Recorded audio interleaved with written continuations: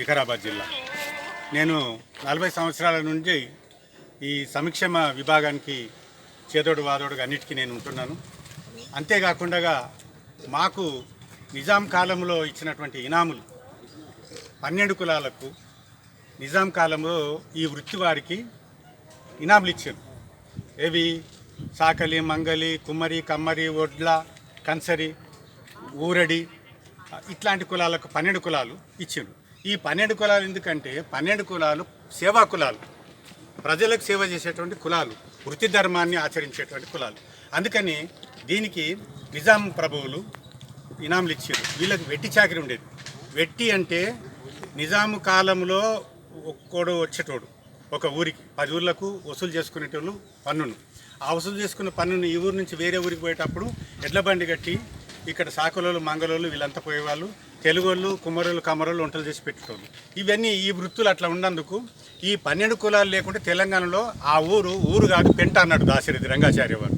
ఆయన నాకు బాగా దగ్గర ఉండేది చనిపోయే వరకు కూడా. అందుకని తెలంగాణ మీద ఉన్నటువంటి పట్టుగలిగినటువంటి సాహిత్యాన్ని అంతా నేను ఆపోషణ పట్టినాను. నేను ప్రొఫెసర్గా పనిచేసి ఉస్మాన్ సిటీలో రిటైర్ అయినా కాబట్టి మా వృత్తి ధర్మాన్ని ఆచరించడానికి మేము ఎప్పుడు వెనకాడలే. మా వృత్తి ధర్మం నిజంగా నాయ బ్రాహ్మణులకు 5 వృత్తులు ఉన్నాయి. ఒకటి క్షౌరము, వాయిద్యము, వైద్యము, మంత్రసాని, దివిటి. ఈ 5 వృత్తులు మావి. మనిషి పుట్టిన సత్యదాకా సేవ చేసినటువంటి వృత్తి మాది. మా వృత్తిని ఇప్పుడు ఎవరో వచ్చి వాళ్ళు ఏదో దొంగతనం చేసేసి ఏదో తీసుకుపోదామని చెప్పి చాలామంది ప్రయత్నం చేస్తున్నారు. ఒకటి బ్రాహ్మణులకు, మా కులాన్ని నాయ బ్రాహ్మణులు అంటున్నారు మన వాళ్ళు. నాయ బ్రాహ్మణులని ఎందుకు అంటున్నారంటే బ్రాహ్మణులో సగం పని మేము చేస్తున్నాం. అది ఎట్లా? తిరుపతిలో, అన్నవరంలో, సింహాచలంలో, అనంతగిరిలో ఎక్కడున్న దేవాలయం పోయిన తర్వాత పొద్దున మేల్కొల్పు చేస్తారు. మేల్కొల్పు చేస్తే వాయిద్యం కొట్టేటోడు మావాడే, ముందర డ్యూటీ పట్టేటోడు మావాడే. డ్యూటీ దేవునికి చుట్టూ రౌండ్గా తిరుగుతారు. తిరిగినప్పుడు అక్కడ చుట్టూ అన్నం పెట్టుకుంటూ పోతారు. గుడి చుట్టూ 5 జాగాలు పెడతారు. పలహారం పెట్టేసి అప్పుడు ఆయన లేపుతారు. మళ్ళీ పడుకుంటప్పుడు పౌర్ణమి సేవలో కూడా మాదే వృత్తి. మరి ఇన్ని వృత్తులు మేము ఉన్నప్పుడు మేము అంటరాని వారిని అయిపోయినాం. మా వృత్తి ధర్మంలో మేము అంటరాని పోయినాం. అంటరాని వాళ్ళు ఉన్నారని చెప్పి మాకు ఇనాములు ఇచ్చినారు. అప్పుడు మాకు వేరే ఏం లేదని చెప్పి ఈ 12 కులాలకు నిజాం అత్రాఫ్ బల్దా చుట్టూ కూడా ఇనాములు ఇచ్చినారు. దీన్ని బట్టి మొత్తం తెలంగాణ అంతా ఇచ్చారు. అయితే ఇప్పుడు ఏమైపోయింది? ఈ వృత్తి ధర్మము పాడైపోయింది. ఎవరెవరు వచ్చి మేము దుకాణం పెడతాం, మాది ఇది మాది అది అని చెప్పి ఇప్పుడు రకరకాల కులాల వాళ్ళు వచ్చి మా వృత్తి ధర్మాన్ని వాళ్ళు దోసుకుంటున్నారు.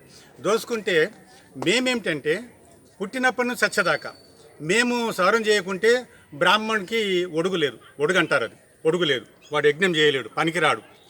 ఏ శ్లోకాలు చదివినా వాడు పనికే రాడు మొత్తానికి. ఇది ప్రధానం. రెండోది, ఇప్పుడు దవాఖానలో కూడా కానిపోయినా సరే ఇంటికి వచ్చిన తర్వాత మా వాళ్ళే పని చేయాలి. బాయికి తీసినప్పుడు దానికి దీనికి చేయాలి. తర్వాత ఆ ఇంట్లో ఆడపిల్ల పెద్ద మనిషి అయినా మా వాళ్ళే చేయాలి. ఇది కాకుండా చచ్చినప్పుడు దినాలు కూడా మేమే చేయాలి. ఇప్పుడు నేను ఊళ్ళో ఉన్నప్పుడు నేనే చేసిన, నేను పోయేది అన్నిటికి పోయేది పనికి. కానీ ఇప్పుడు మా వాళ్ళు చేస్తున్నారు, మా పిల్లలంతా చేస్తున్నారు. ఈ వృత్తి ధర్మాన్ని వేరే వాళ్ళు వచ్చి దోసుకుంటున్నారని నాకు తెలిసింది. కాబట్టి వృత్తి ధర్మాన్ని దోసుకోకూడదు. ఇంకొకటి, ఈ కులాల వాళ్ళకు, చిన్న కులాలకు కార్పొరేషన్, పెద్ద కులాలకు ఫెడరేషన్లు ఇచ్చారు గవర్నమెంట్. 1982లో మేము సంపాదించుకున్నాం.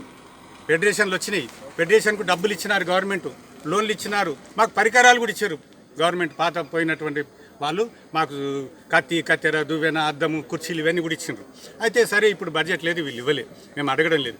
కానీ ఈ ఫెడరేషన్లు ఇవన్నీ ఎవరికి ఉన్నాయి? ఈ కుల వృత్తుల వాళ్ళకి ఉన్నాయి, వేరేలోకి లేవు. ఎవరో వచ్చి ఏదో ముస్లిం వచ్చి ఒకటి పెడతాడు, లేకుంటే ఇంకో పెడతాడు దుకాణం అంటే వీలు లేదు, పెట్టడానికనే వీలు లేదు. ఎందుకంటే పుట్టిన సచ్చిందాక సేవ మేము ఊళ్ళో చేయాలి, నడమంత్రాన్ని వచ్చి దోసుక తినేది వాళ్ళు అయిపోయి.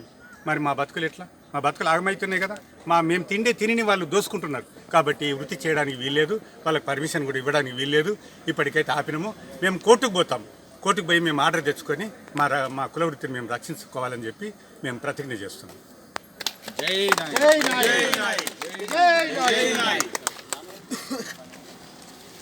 ఫోటోలు